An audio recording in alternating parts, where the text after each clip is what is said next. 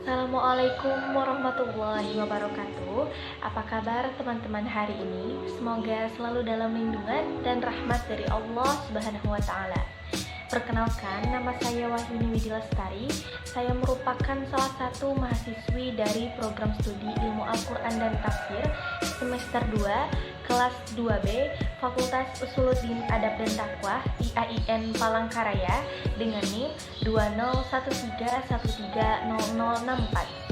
Di video kali ini akan kita jadikan sebagai media belajar dan wadah saling tukar informasi agar keilmuan kita tentang ilmu tajwid semakin bertambah. Yuk kita cek videonya, let's check it out. Gharib Al-Quran. Definisi gharib. Dalam Al-Quran terdapat ayat yang cara membacanya tidak biasa. Bacaan ini disebut dengan bacaan gharib. Mungkin sebagian orang belum pernah mendengar kata gharib. Gharib artinya tersembunyi atau samar. Menurut istilah ulama qurra, gharib memiliki arti sesuatu yang perlu penjelasan khusus karena pembahasannya yang samar.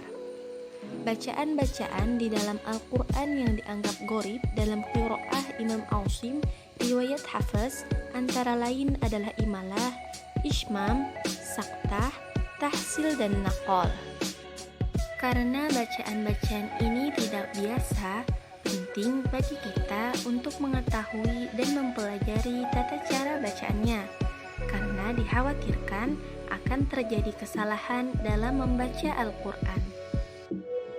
Imalah. Jenis bacaan gharib yang pertama adalah imalah. Imalah artinya memiringkan atau condong, sedangkan menurut istilah, imalah artinya memiringkan bacaan fathah ke arah bacaan kasroh atau memiringkan bacaan alif ke arah ya. Bacaan imalah ini hanya ada satu dalam Al-Quran, yaitu pada surah Hud ayat 41. Pada pertengahan ayat tersebut terdapat lafaz majroha yang dibaca menjadi majreha. Bismillahirrahmanirrahim. Wa qala rukabu fiha bismillahi majreha wa mursaha. Inna rabbi laghafurur rahim. Dan dia berkata, naiklah kamu semua ke dalamnya kapal dengan menyebut nama Allah pada waktu berlayar dan berlabuhnya. Sesungguhnya Tuhanku Maha Pengampun, Maha Penyayang. Quran Surah Hud ayat 41. Ishmam. Jenis bacaan gharib yang kedua adalah ishmam. Cara membaca bacaan ishmam adalah dengan cara mencampurkan bacaan dhammah dengan bacaan sukun disertai dengan gerakan mulut yang dimajukan seperti saat mengucapkan huruf U. Bacaan ishmam ini ada satu dalam Al-Quran, yaitu pada surah Yusuf ayat 11. Di dalamnya terdapat lafaz la ta'manna. Namun, karena lafaz aslinya adalah la ta'manna, maka lafaz nu tidak perlu dibaca, tapi diisyaratkan dengan memajukan mulut. Bismillahirrahmanirrahim. Qalu ya abana ma laka la ta'manna ala Yusuf wa inna lahu lanasihun. Mereka berkata, wahai ayah kami, mengapa engkau tidak mempercayai kami terhadap Yusuf? Padahal sesungguhnya kami semua menginginkan kebaikan baginya. Quran Surah Yusuf ayat 11. Jenis bacaan gharib yang ketiga adalah saktah. Saktah artinya diam atau tidak bergerak. Sedangkan menurut istilah, saktah adalah berhenti sejenak sebelum membaca bacaan berikutnya. Namun, ketika berhenti tidak boleh mengambil napas selama 2-4 harokat. Terdapat 4 lafaz saktah yang ada di dalam Al-Quran, yaitu dalam surah Al-Kahfi di akhir ayat 1, surah Yasin ayat 52, surah Al-Qiyamah ayat 27, dan surah Al-Mutaffifin ayat 14. Pada surah Yasin ayat 52, di pertengahan ayat terdapat lafaz qadina hadza. Di antara lafaz qadina dan hadza, kita perlu berhenti sejenak tanpa mengambil napas, kemudian melanjutkan bacaannya. Bismillahirrahmanirrahim. Qalu ya wailana man ba'athana min marqadina. Hadza ma wa'ada ar-rahman wa sadaqal mursalun. Mereka berkata, celakalah kami. Siapakah yang membangkitkan kami dari tempat tidur kami atau kubur? Inilah yang dijanjikan Allah yang Maha Pengasih, dan benarlah Rasul-Rasulnya. Quran Surah Yasin ayat 52. Tata cara membaca ini berlaku juga untuk 2 ayat lainnya yang terdapat bacaan saktah di dalamnya. Tahsil. Jenis bacaan gharib yang keempat adalah tahsil. Tahsil artinya kemudahan atau keringanan. Bacaan tahsil ini bisa dilihat pada surah Fussilat ayat 44. Pada pertengahan ayat terdapat lafaz a'jamiyun. Bisa dilihat dalam Al-Quran karena adanya 2 hamzah qata yang berurutan dalam satu bacaan, maka hal itu menyulitkan orang Arab dalam membacanya. Maka dari itu, bacaan tersebut ditahsilkan dengan menyambungkan 2 hamzah qata, sehingga bacaannya menjadi a'jami.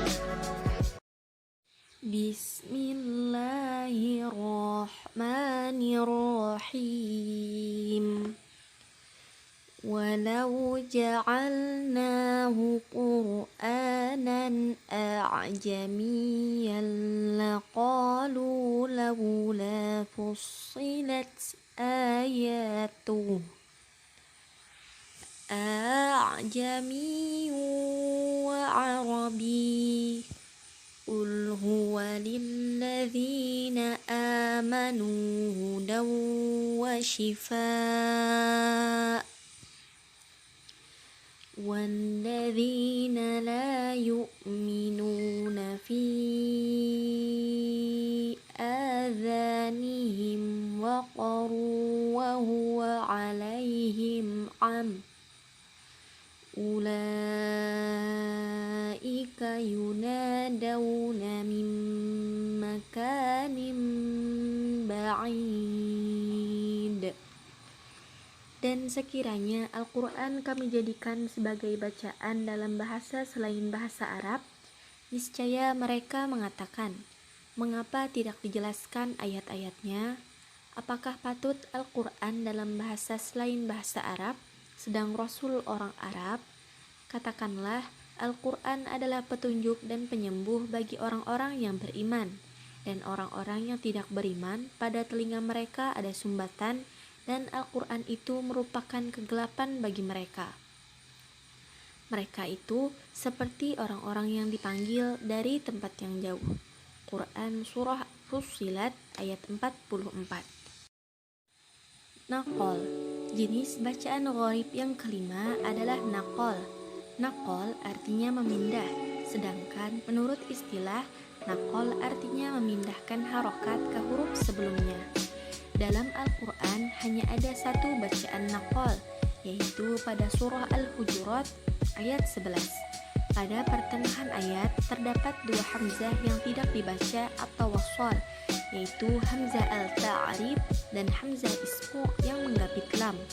Kedua hamzah wasal tersebut tidak dibaca ketika disambungkan dengan lafaz sebelumnya, sehingga bacaannya bukan bi'sal ismu, tetapi menjadi bi'sal ismu. Bismillahirrahmanirrahim. Ya ayyuhalladzina amanu la yaskhar qaumun min qaum لا يسخر قوم من قوم عسى أن يكونوا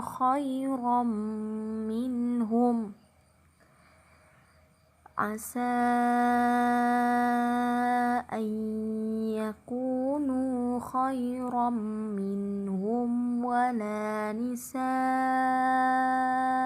من نساء